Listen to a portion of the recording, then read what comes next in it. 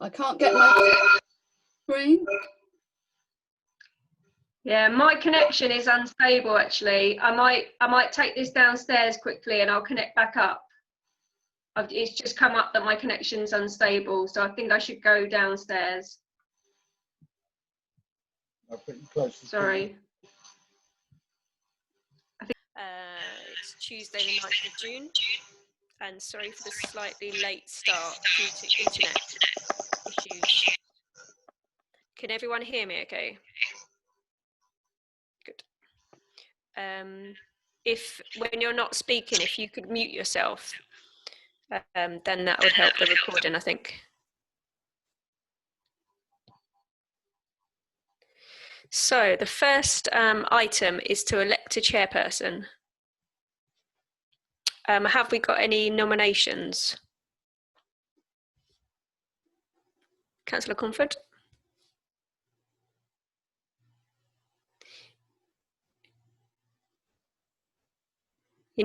Have you unmuted yourself? It won't unmute.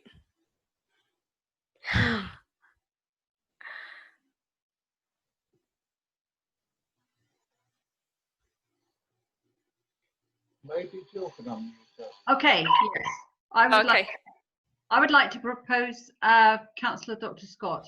Yourself, Hannah. Thank you. Have we got a seconder for that? Thank you, Yes. Councillor Page. Okay, so what do we do next, Jill? Do we take it to the vote, or do we ask if there's any other nominations? Yeah, if you can ask if there are any other nominations. If not, then yeah, take it to the vote, please. Okay, are there any other nominations for chair? No, okay. So if we can vote on the nomination for me to be chair for the next year. All in favour? Thank you. Thank you. Okay, so the next item on the agenda, thank you everyone for your votes and making me chair again for the next year. I shall relish in this position as always. So have we got any nominations for vice chair? Councillor Cornford? Councillor Page. Okay, and I'll second that. Are there any other nominations for vice chair? No, okay, so I think we'll take it to the vote then. Is everyone in agreement that Councillor Page is vice chair? Lovely, thank you very much. Thank you. Thank you, Councillor Page, for taking on that position. Thank you for nominating me, and I'll look forward to the role. Super. Okay. So apologies for absences. Are there any apologies, Jill? No, no. Okay. So are there any declarations of interest on this agenda today?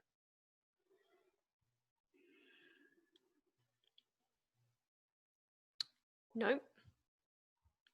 Good.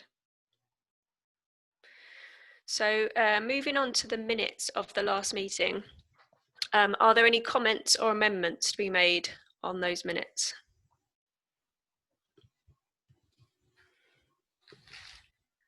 No. So if I can propose that they are accepted, and Councillor Page seconds that they're accepted. All in favour? Super.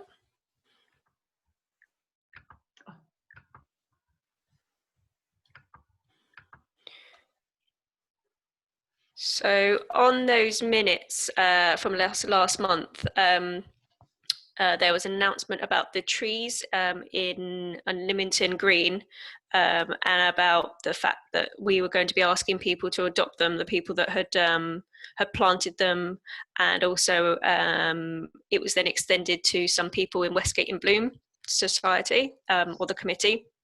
And now, with the help of Chloe from the office and Jill, we have the majority of the trees there adopted. it's good. So yeah, a superb help from Chloe in the office. Thank you. I've been watering them in the meantime, and there are some rowan trees there that we aren't offering out as yet, because as you know, we're going to change those over in the winter to a different species of tree, and perhaps those rowans that we then take out can then go into people's gardens or somewhere else, so other people will adopt those. But it seems they all seem to be going quite well there, so we're really pleased that the community have adopted them, and also that Jill is looking into nice little plaques for people to be able to add the name of the person that it's adopted for, if it's in memory of somebody. So that would be really nice. Jill, did you want to say anything about that, or about the plaques? Yes, so I've been working with Chloe. Chloe's actually been researching some of them, and the ones that we've seen are actually like a nice black slate, and it actually hooks. There's a nice hook that goes into the ground, because I noticed when I was out there that somebody's actually already used a black slate plaque. So I thought actually they do look quite nice, and that, you know, they're not plastic or anything, so they do fit in with our environmental approach. So yeah, so we're going to get some quotes for those, and they're not very expensive at all, the ones that we've found so far. So we could take that from our budget that we have from the lottery. Perfect. Are there any comments or questions with regards to that? Councillor Comfort? We talked about water, and there's a standpipe up there. You were with, it was when I was with you, wasn't it, Hannah? And we talked with Richard Hambidge. I don't know if we can take that any further, Jill. Yeah, so I've approached Thanet District Council because it would be their standpipe. At the moment, the tree officer, Kevin's, not aware of it, but he said he's going to speak to Steve and Emma, who work at TDC, because they're open spaces team, they've been there a lot longer, and see if we can, you know, approach them to just use it. It probably will need a plumber to maybe fit a new fitting on it, but it wouldn't be that expensive. And if we can utilise that and make use of the water, that will make life a lot easier for everybody. It makes a huge difference, because carrying water up there is labour intensive. It really is. It's how many? We were using 5-litre containers on those trees the other weekend. Really, it's one container per tree, isn't it? Especially in the summer at their age. Yeah, so I had a number of containers in my boot, and you brought down a big trolley of them, didn't you? So yeah, it's quite tricky, although I think the people that have adopted them are probably going to you know, sign up in the summer, in the hottest weeks. They'll probably go down with sort of a 2-litre water container if we haven't got the standpipe ready by then. And so they, you know, they're kind of willing to do that because they're regular walkers down there anyway. So we're thinking that's sort of how they're going to do it, sort of a 2-litre bottle of milk, you know, used milk, and then they fill it up with water. So they're kind of happy doing it like that for the minute, but I know that there's a number of other trees there that would really it would be really useful if we could use that pipe. So thanks for looking into that, Jill. Okay, next on the agenda. Are there any public participation? No. No, I didn't think there was. I can't see anybody here. Okay, so this has been placed on the agenda by myself with regards to the 2,000 houses. So it looks like there's a policy that's going to be coming into play, which says that developers have to increase the biodiversity of a site. So we're thinking that if this policy comes into play, then the houses, the 2,000 houses, will have to have more biodiversity than is currently on the site. However, they've always said that because it's agricultural land, there's not much biodiversity on the site. However, if anybody's walked along the footpath and they've looked around the areas surrounding the agricultural land, you know, we know that it's been set aside, a number of meters have been set aside with different trees, different scrubland, and all of these plants have flowers, and it's really highly biodiverse. But unless we know what's there, we can't then suggest that they haven't increased the biodiversity, or, you know, they need to add a little bit more, because actually, you know, there was a lot of biodiversity there. And also, if we have a study taken place, then we can sort of explain that, you know, we'd like these areas protected. And this adds to the idea that there should be some kind of space in between the existing houses and the new houses as well. So the proposal was that we commission a biodiversity study of the site, so that we can add it to the neighbourhood plan, and, you know, use it in the future when the planning applications start to come forward for that site. Obviously, there's a cost to this, and we'd be looking to, you know, do it in the most cost-effective way.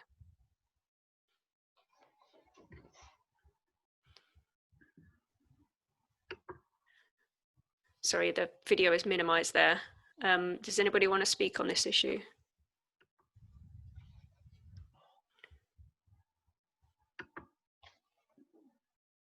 Councillor Comfort? Do you have any idea of what cost? And could it be a student? Could it be someone from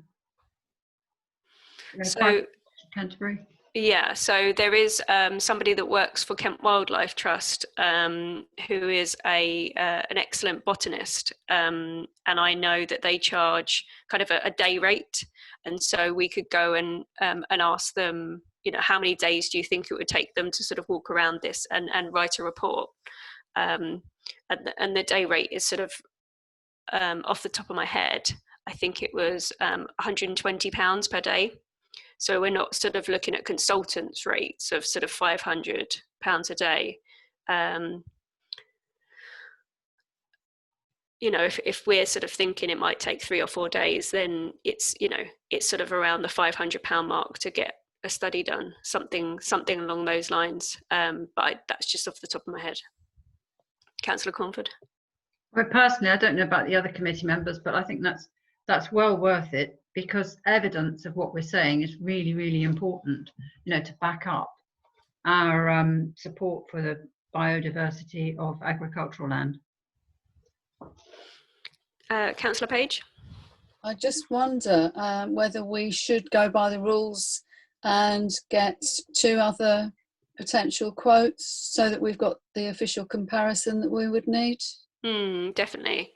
It was just sort of, when I was asked for a cost, I was sort of working off the top of my head with regards to sort of the costing that I know. But it's definitely important to make sure that we put it out there and make sure that we get three different quotes. It won't be somebody, you know, just somebody that somebody knows, you know. Councillor Cornford. I'd like to propose that in principle, we go ahead with the biodiversity study, and the first stage is to get the quotes. I second that. How's that for wording, Jill? Is it acceptable that we adopt the idea in principle? Yes. Jill? Yeah, thank you. Yes, because actually you're passing the recommendations back to full council. So, and I think that's sensible that you've all agreed this evening, you want to research it, you want to look at the cost implications, and then that'll be a report that can go to full council. Yeah, that sounds really good. Thank you. Lovely. So after taking the proposal from Councillor Cornford and seconded by Councillor Page, is everyone in agreement that we look into the price of this and put it as a report to the full council? Lovely, thank you.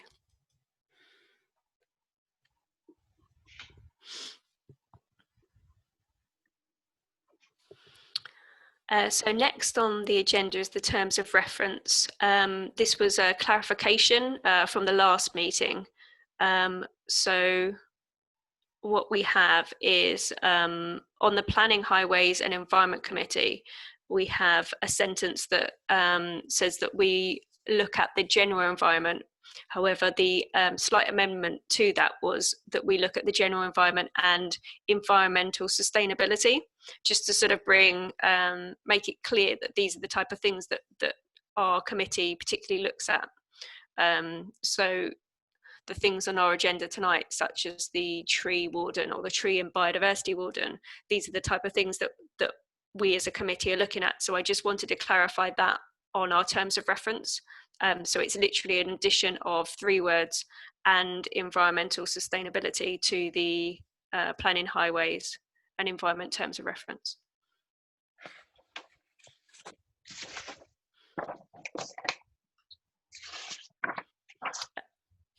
Are there any comments on that slight amendment?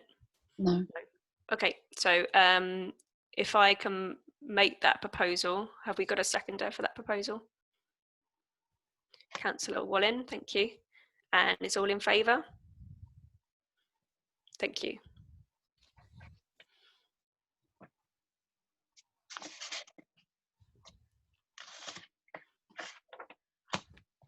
So the role of the tree warden or tree and biodiversity warden, I think I might be able to share my screen with you.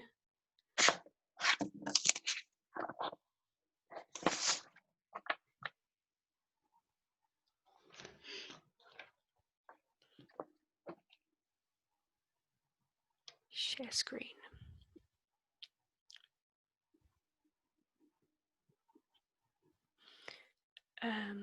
Jill, I think you might have to enable screen sharing. I don't know if you can see how to do that. But if you can't, it's not a problem. I was just going to share the Broadstairs Town Council tree warden information. Let me see if I can find that for you, because I think I've got that. Yeah, it's disabled our end.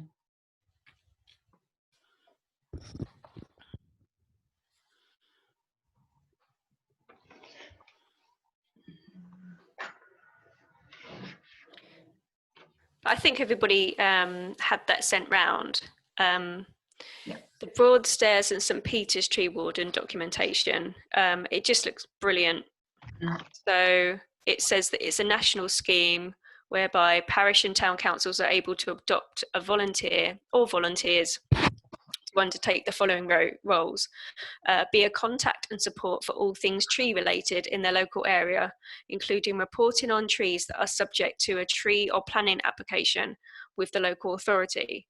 And I think this is something that, you know, we really need help with, to have you know, more trees TPO'd, and to have somebody that actually knows how to do that would be superb.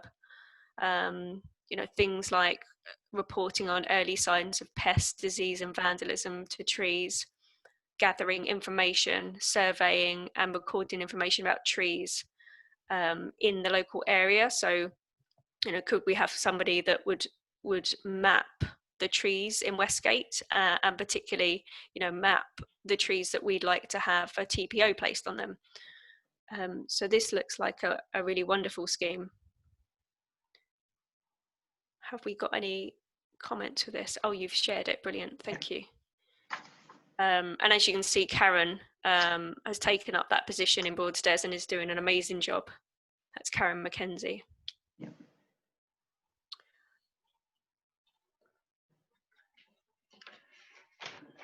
Have we got any comments on that, Councillor Cornford? Do we have a candidate for the tree warden? So we have had an offer of being a volunteer tree warden by Peter Hasted. He has a degree in landscape management from the University of Greenwich, and he's also he runs the Sunken Gardens project, so that's all off his own back as a volunteer. And he's taken the Sunken Gardens from being as it was a number of years ago to now being, you know, an absolute beautiful place to go and sit in. And he also runs the projects for the Isle of Thanet Trees and Woods Society. So he's just run a project planting hundreds of trees in Dane Park and in Dane Valley, and he also helped us with the community tree planting as well. He taught us how to plant trees. So, you know, it's he's a real gem and an amazing person to come and live in Westgate. So we're well looked after if we take him on as a tree warden. Excellent. Councillor Comfort? I'd like to propose that we decide in favour of creating the position of the tree warden in Westgate-on-Sea. Brilliant. One of the things which I kind of thought we might want to expand a little bit would be to have it as a tree and biodiversity warden. So he's also, you know, excellent with plants and with the biodiversity side of things as well as trees.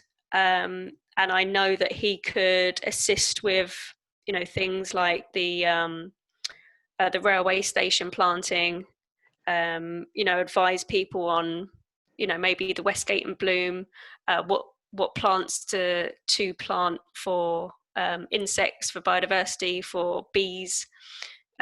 So one of the things I was thinking was to turn it into a tree and biodiversity warden, volunteer warden. Councillor Helen Page. Would he also be qualified enough to write tree reports and give us support on some applications that we receive? Yeah, so he's had training from, I don't know if it's on the document.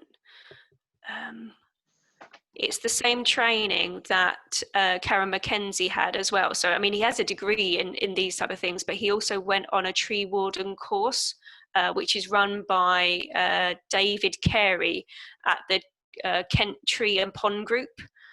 So yeah, he knows and has been trained in how to write these documents to look at tree protection orders. So that's really important. Good. Councillor Cornford. David Carey runs really good courses, and he's source of constant a constant source of information. So that's great. Sorry, I've said Perfect. Jill. Thank you. Thank yes. You. So this sort of decision this evening is to agree in principle that you'd like to research the role, and then what we'd do. I've already started making contact with Broadstairs and St Peter's Town Council and Folkestone Town Council. Folkestone actually have 4 tree wardens, so I'm asking for job description, job profiles, you know, so that we have it very well documented. I mean, ideally that should go to the Human Resources Committee as well for their input. And certainly it's not something we're rushing into. It will be a process that we are, you know, if members say this evening they would like to progress with that, then that's what we will be working towards. Thank you. That'd be great, thank you. And of course, you know, whenever we take on a volunteer, although it is voluntary, we do need to make sure that there is money in the pot for expenses if we're going to ask them to travel somewhere. So we need to also make sure that's catered for as well. But I think Councillor Cornford made the proposal. Yes, sorry, right in there. Sorry. So I made an amended proposal, if that's all right, Councillor Cornford, with regards to the Tree and Biodiversity Warden. So is there a seconder for that role? Councillor Helen Page, thank you. And is everyone in favour of promoting that to the full council and taking it to HR? Lovely, thank you.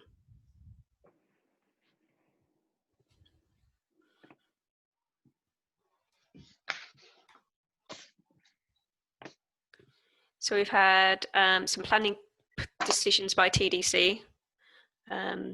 This is the Springfield Nursing Home, Hengist Road. So the change of care home to a detached dwelling, and that was granted permission. So this evening we're looking at 45 to 49 Sea Road, Westgate-on-Sea, erection of 3 2-storey and 3 bedroom terrace dwellings and 2 2-storey, 3 bedroom semi-detached dwellings with associated parking. you've probably already seen that this is actually just a very, very slight amendment of a number of things that have been granted permission in the past. So in 2016, 16th of September 2010 as well, so it's going back really quite far. They've already had permission to demolish that area and put up numerous different buildings with regards to 45 to 51C Road, and that this application is actually just a change of from 6 two-storey dwellings to 5 two-storey dwellings. Are there any comments on this application?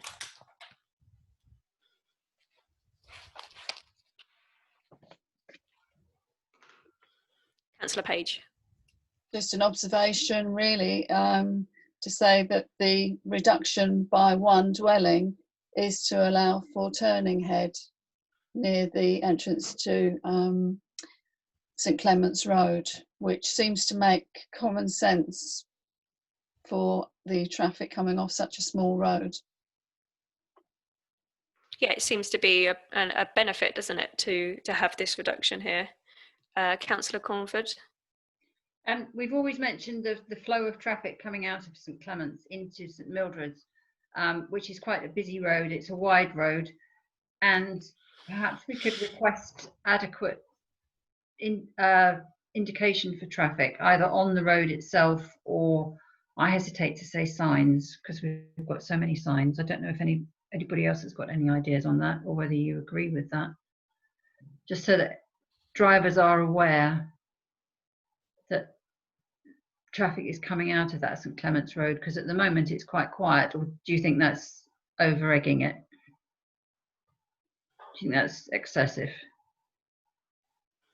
Maybe as you come out of St Clement's. Councillor Page. I don't disagree with that. I think it makes good sense, and if they are warning signs for drivers or pedestrians in or out of that particular development, that would make perfect sense, and it keeps people safe. So with regards to the comment in planning, shall we put forward no comment, or sorry, not no comment, but approved, and then add the comment to say that this road has been very quiet previously, and therefore road signage to make residents aware that there's more road traffic movements would be appropriate. Something along those lines. Councillor Comfort, you might be able to word it better than me. I don't know about that, but I wouldn't say it's quite a quiet road, to be honest. And traffic is increasing. It's just a bit worrying. Drivers' awareness seems to be reduced. They're not very good at letting other people know what's happening. And as they come out of that St Clement's turning, they're able to turn right or left, and they've got cars coming generally quite rapidly, at least 30 miles down St Mildred's. So I think possibly we could say, due to the level of traffic on the St Mildred's Road, it would require some sort of warning for those exiting from St Clement's. And also there's car parking both sides, aren't there? As you're coming out, there's probably cars parked either side as you're trying to sort of edge your way out. What do you think, Helen? I agree. I've never driven through there personally, but I know the location, and I think with this development there could be some blind spots. I'm always in favour of warning signs. I think the only thing with road signage is that sometimes road furniture can be overdone. That's the only thing to be aware of, because if there are too many signs, then people don't read them. So shall we then propose that it's approved, and then add the comment from Councillor Cornford with regards to exiting St Clements Road. Yes, I would agree with that. Okay. Jill, are you happy with the wording? Yeah, so if I can just recap. So you're supporting with comments, and the comment is, due to the level of traffic on St Mildred's Road and parked vehicles, signage would alert residents exiting St Clements Road. Yeah. Yes, Yeah, that sounds- new signage perhaps. Okay. Yeah. Lovely. Is everybody in favour of that? Lovely, thank you. And did we have a seconder? Sorry, I'll do that. Yep. Thank you. Okay, so the next one is 6 St Mildred's Road, 1 Sycamore crown lift to 5 metres. Who'd like to comment on this? Councillor Page. Yeah, I think this is something that probably needs to be done. The applicant has asked for a sycamore in the back garden to have the lower laterals cut back. The tree in the back garden is up against the wall, which is adjacent to Canterbury Road.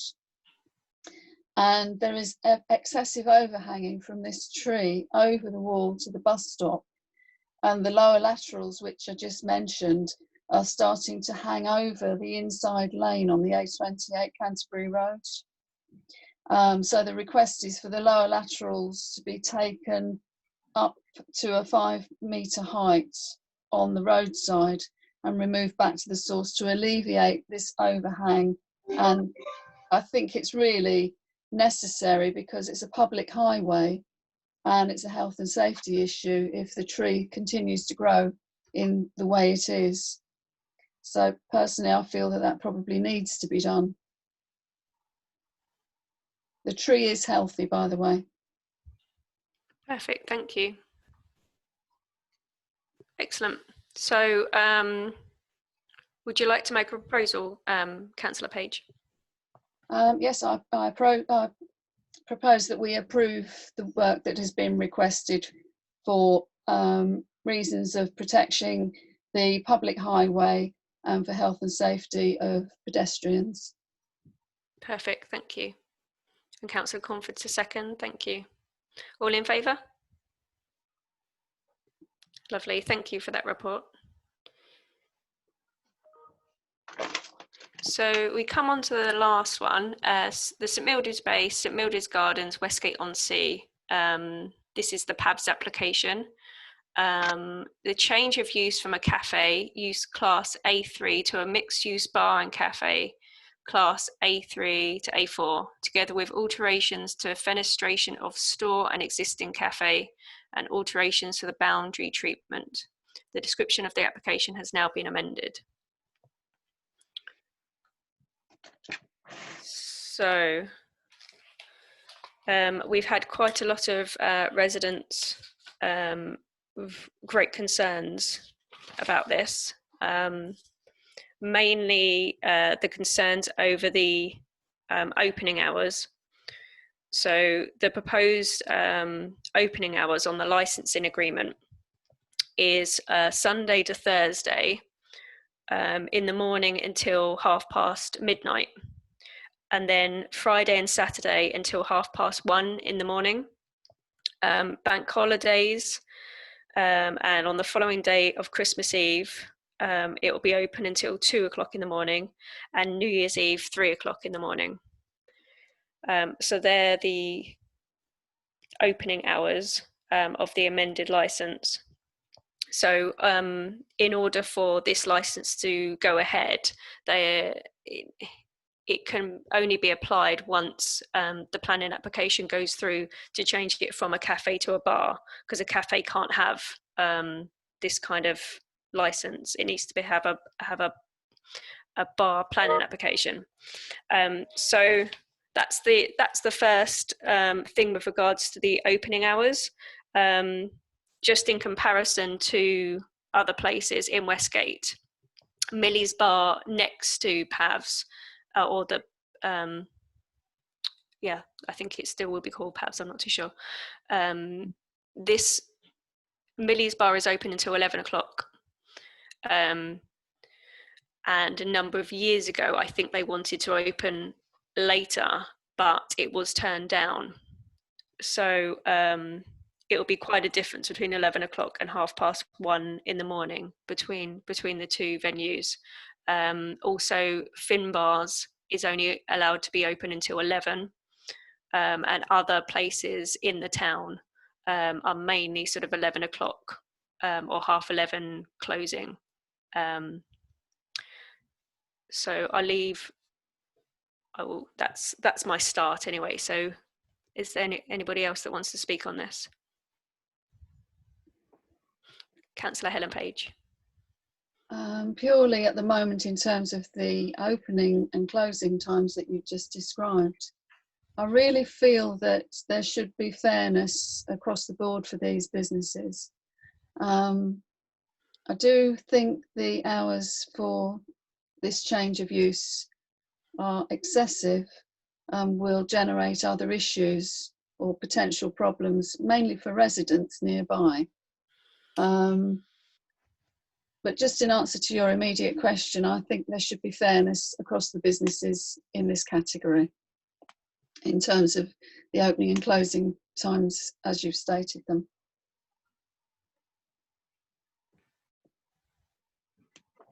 Are there any other comments? Councillor Cornford. Yeah, I'm a bit concerned about this application because they went for a license before going for the change of use. And although, you know, our role is to influence change, we're not against progress, but this will have a huge effect on the residents who live within 11 metres of the curtilage of Pav's. The lateness of the hour will encourage customers from Birchington and Margate to finish their drinking at the weekend and also on a Thursday at Pav's. If you've walked down St Mildred's Gardens, some of the flats, the ground floor flats, have doors out onto a small area between themselves and the pavement. Well, that will be unusable. I mean, the stipulation is that they have to have, Pav's have to have the windows closed. Will that happen?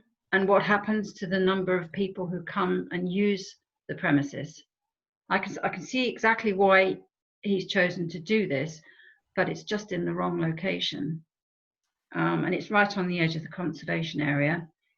There's no history of Pav's being anything other than a cafe, a family cafe. In fact, the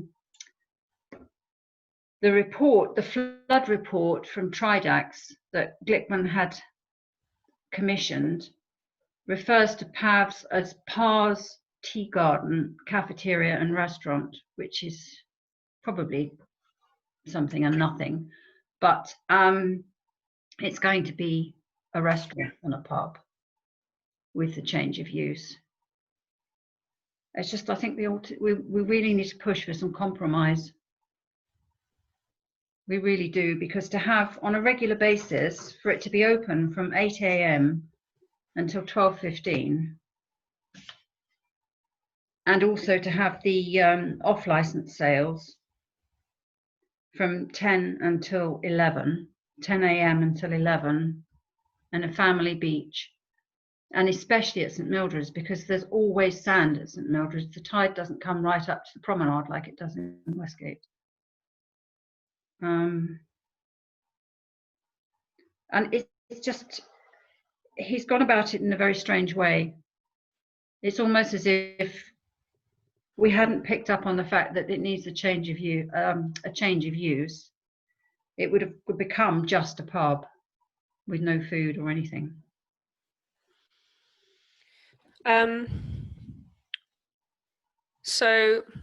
Councillor Page. There are also aspects to this, I'm going to refer to it as a development because it seems to be, from the way the application is changing, that it is being developed in different ways. Specifically, the end of the terrace where there is currently a storage shed will be a pizzeria if it's approved.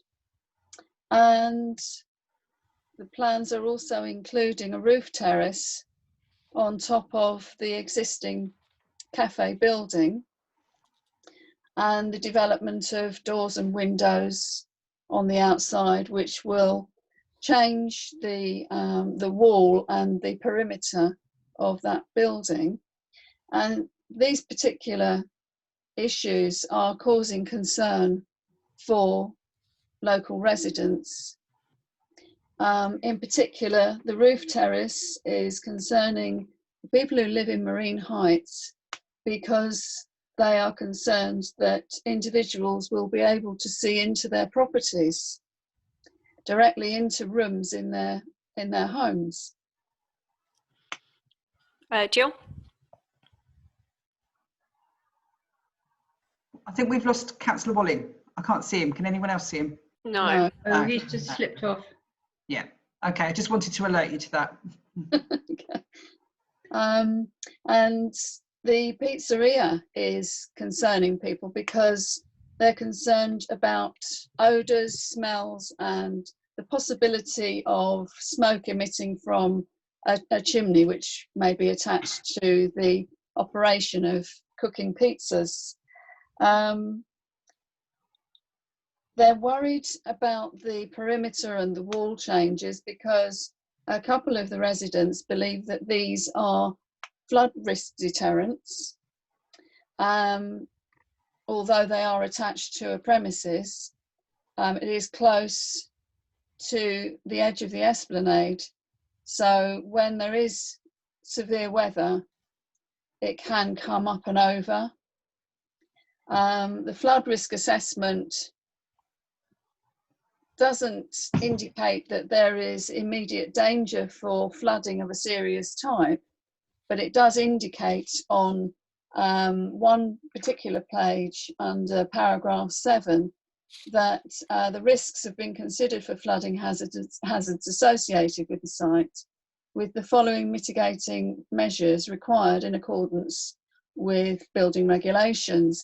And it lists a number of ways in which the flood risk can be mitigated in terms of materials to be used for such things as walls and doors, etc. So those would need to be abided by in order for those changes to take place. But of main concern is the worry for the residents on these issues. Thank you, Councillor Page. Did you see any report from Natural England or No. the Thanet Coastal? No. So one of the main things that as a planning committee we need to take into account are the national policies. So the main national policies that we have in Thanet is the Marine Conservation Zone, which is all along the coast. And this has restrictions on some development and some activities along the coast to prevent disturbance of things like protected birds, such as turnstones and the plover. And one of the things that is missing here, which I think needs to be carried out before any of this goes ahead, before anybody gives planning application for these type of things, especially because of the late night, is the disturbance to that national protected zone. So that's the main thing in planning law. You know, that's the main material consideration that all developments in Thanet have to take into account. And a lot of these developments that are happening all over Thanet, they actually have to give Section 106 money to these protected areas. So I'm thinking that that's a massive thing that's missing off of this. And the Thanet Coastal Project and I think it's Natural England, we need a report from them before this this gets approved. because we need to know the impact of late night, of you know, a number of people being down there late at night, and the disturbance.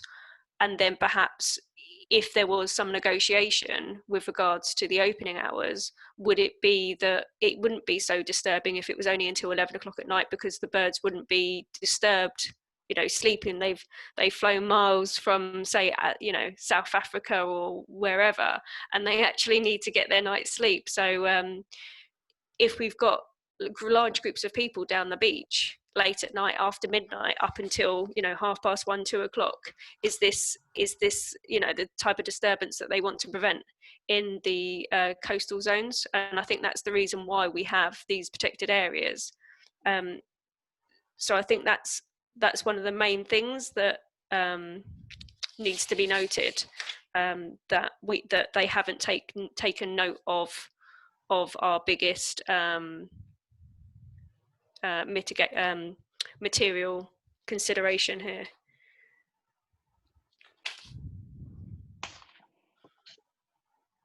Councillor Page. That is quite an important thing to have to follow through on. I mean, there are other material considerations which we have discussed before when we've talked about this. Just to repeat them, it's parking, traffic generation, noise and disturbance, and smells. You know, that's one of the things on the list. So, but I think the national policy is quite a serious one, and I don't know how much time that would take to achieve. Well, I think it's something that Thanet District Council always has to ask about, because I know that when Alan built fin bars, he had to make sure that he only built it during particular hours and particular weeks of the year to stop the disturbance to you know, to these birds, to these protected birds. So he actually had to build at a particular time, and of course he's only got a license to be open until 11 o'clock, and perhaps that the whole point of that is to minimize the disturbance to our protected coastline. So it's something that really needs to be thought about here. So with regards to the material considerations, the roof terrace I think is quite important, because the neighbours are concerned that it will be overlooking their development, and actually give the ability for people to look into their property, in fact, which is only a few metres away. Councillor Cornford? Well, that would be loss of privacy, wouldn't it? And noise and disturbance resulting from use is another material consideration.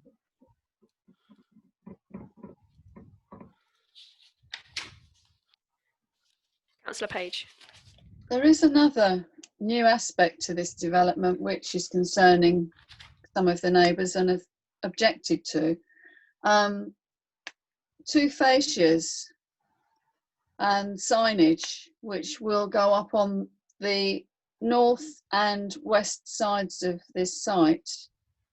So one would be on the esplanade at the front, and the other one would be at the end where the pizzeria is planned to be located, and they stand proud and upwards of the roof line, and a couple of the neighbours have objected to the fact of that.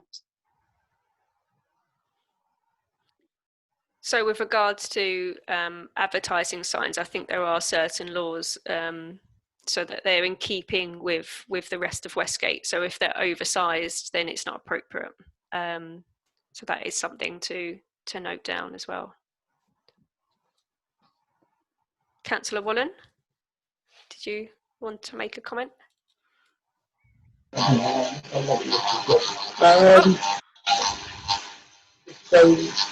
I know the connection or whatever went, I can't go and come back. So I missed the part what you're talking about. Your audio is really weird. Oh. Okay. Any better? No, you've all frozen. try. Yes, no. It's not very good. It sounds a bit. Maybe it's my connection. Can everybody else hear Councillor Warren? Okay. No, no. I can't hear you very well, Hannah. I can't hear anybody at the moment. Well, try again, Councillor Wallen. Can you hear me now? We can hear you. It's just it's a funny buzzing noise when you're talking. Oh, that's right. Okay. I agree with. No, you've frozen. No, we can hear you. Fine. I'm going to mute. If everybody mutes themselves apart from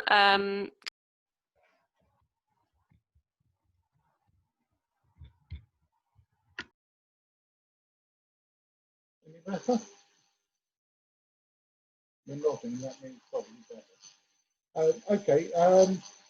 Having read through all the documentation about it, there are a number of objections to it, and I, in many ways, agree with them and understand them. But there is another thing semi-connected to it about licensed premises in that area, and that is the proposed opening of a microclub in what used to be not. Now, it hasn't appeared yet, and that has been questioned, but we've got the current situation that you could argue that microclubs might not be allowed anymore because they might be too small. So that almost lends some credence to saying they should get this permission because the other licensed premises that should have been there no longer is possibly not going to happen. So that's some weight behind their attempt to get licensed. And of course, all the worries that people are having about the noise and the traffic and things. If you remember back a few years ago when we're not open, it used to be a very busy place. Okay, there haven't been that many people drinking around there in the past few years, but historically there have been.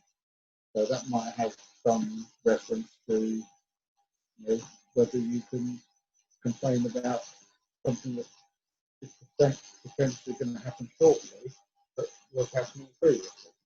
Have to wait towards allowing it. Okay, thank you, Councillor Wallen. Is it all right if you mute yourself because I'm getting reverb from you, I think. Thank you.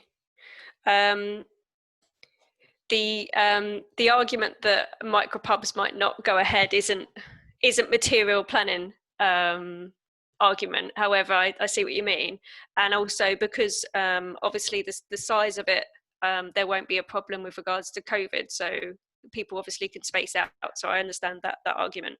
The Nottingham Castle pub, when it was a pub, there were a number of complaints of noise and rowdiness actually. I know when it became a restaurant it wasn't as bad, but when it was actually a pub there were a few concerns around it, and that didn't even open as late as this is going to be proposed. So I think the material consideration that you've sort of brought up there is the fact that when the Nottingham Castle was a pub, even though it did actually close later than these hours that are proposed, there were a number of concerns with the police around that site. So I think this is something that we do need to raise, that there were actually, assaults in the past and, questionable behaviour around that pub. So I think that we need a report with regards to the police on this kind of site and with those kind of opening hours, given the fact that just down the road when the Nottingham pub was open there were issues and the police were concerned around that area. Councillor Page.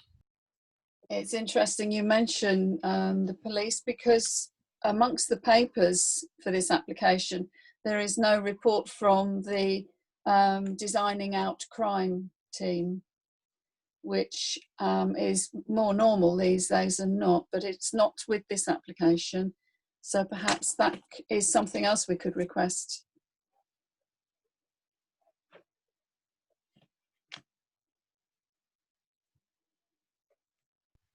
I think it's important that you know, we don't want to sort of seem like we're anti-business, because I think it's, you know, it looks like a, you know, a brilliant proposal to have you know, somebody taking over the Pavs Cafe and running it. It's just the fact, it's just really the opening hours, and then the size of, you know, these changes that he wants to make. If you're living next to it and there's people there still at sort of midnight, 1 o'clock, a lot of the nights, even later some nights, there will be disturbance, and this really isn't what people bought into when they bought the flats down there. So I think there needs to be some kind of negotiation here, and some movement on this, that it could be a lovely business, but not bring disturbance to Westgate, and disturbance also to the marine conservation zones. Councillor Cornford, did you want to make a point? You're on mute. It is about compromise, you know, and all the other venues close at 11. I mean, those hours would be more sustainable at West Bay Cafe because of where it's situated, but it's completely unsustainable at Pavs with the residents right there in such a short, I mean, it's only 11 meters. But I think, you know, we've made some good points on this, which we need to follow up. Okay. So, Jill, are you able to read out some of the main material considerations that we've noted down, please?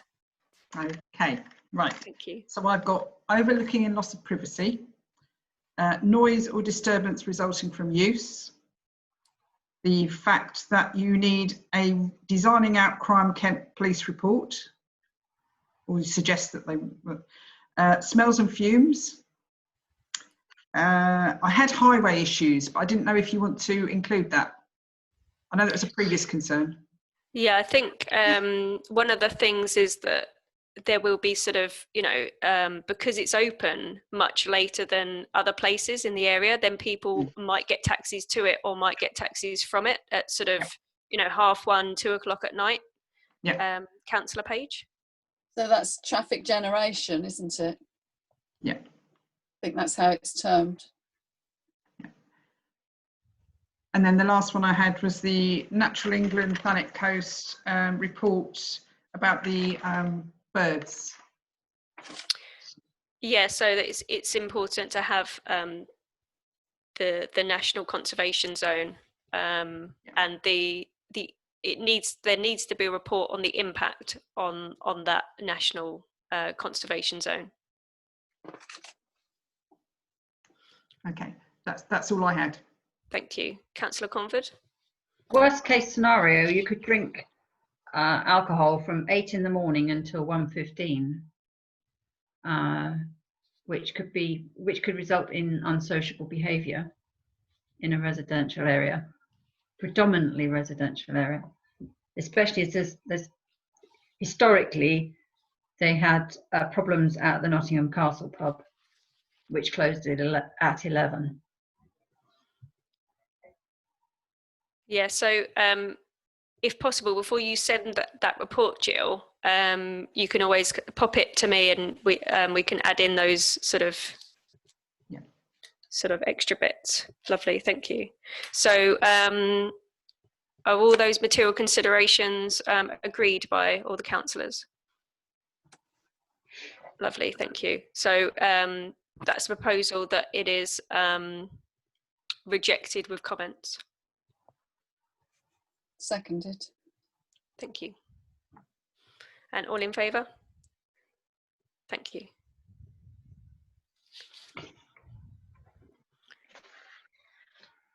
So we've come to the end of our meeting. That was nice and quick.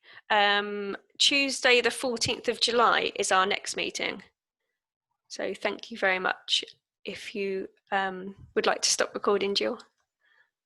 Thank you.